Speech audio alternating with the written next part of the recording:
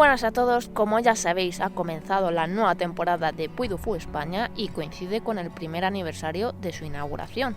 Así que en este vídeo vamos a ver qué cambios ha habido desde entonces y qué novedades hay este año.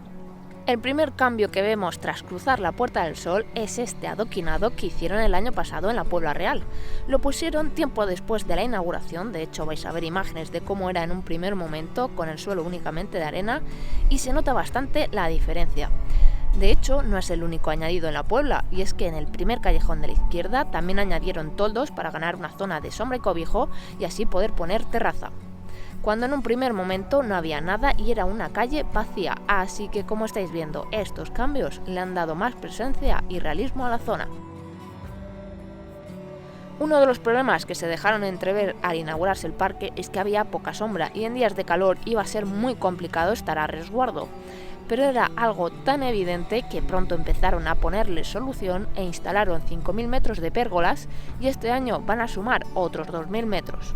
Por ejemplo, hay zonas como el camino que va desde la Venta de Isidro hasta el Escar Andalusí, que hoy lo vemos con tolditos y bancos a un lado para descansar, pero si nos remontamos a la inauguración no encontrábamos nada de eso. De igual manera, hay zonas para comer que en un principio no tenían sombra, pero con el tiempo han ido poniendo toldos u otros elementos para cubrirlas.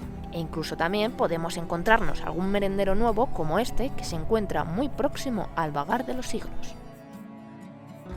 Los laberintos para colas de los espectáculos también han cambiado.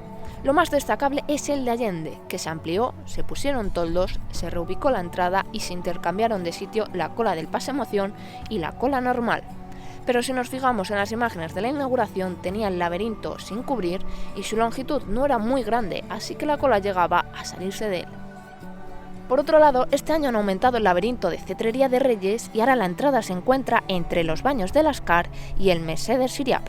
También añadieron unas celosías a las colas tiempo después de la inauguración para dar algo de sombra. En cuanto al laberinto de colas de A Pluma y Espada, se ha cambiado de sitio. Antes se encontraba a la derecha del edificio y en el lado opuesto había un merendero. Sin embargo, ahora las colas están en el lado izquierdo y en el lado derecho han situado la Parrilla del Corral, un punto de restauración que no estaba en la inauguración del parque. Lo abrieron unos meses después junto al merendero. Otro pequeño detalle que fueron añadiendo el año pasado de cara al verano fueron las estacas del aguador, que están repartidas por los distintos caminos y permiten refrescarse en días de mucho calor. Y cómo nos gustan los mapas a los aficionados, ¿verdad? Bueno, pues este año han dispuesto de nuevos planos en la entrada del parque en algunos caminos y luego también unos específicos de cada zona. Algo que me ha llamado mucho la atención es el aspecto en general del parque, que ya no es tan árido, porque han ido creciendo las plantaciones que había al principio y además se han ido añadiendo muchísimas más.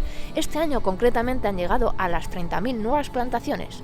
Y obviamente nunca vamos a tener un bosque porque aquí se recrea un paisaje seco de la estepa manchega, pero esta temporada se agradece ver esas pinceladas de color bordeando los caminos.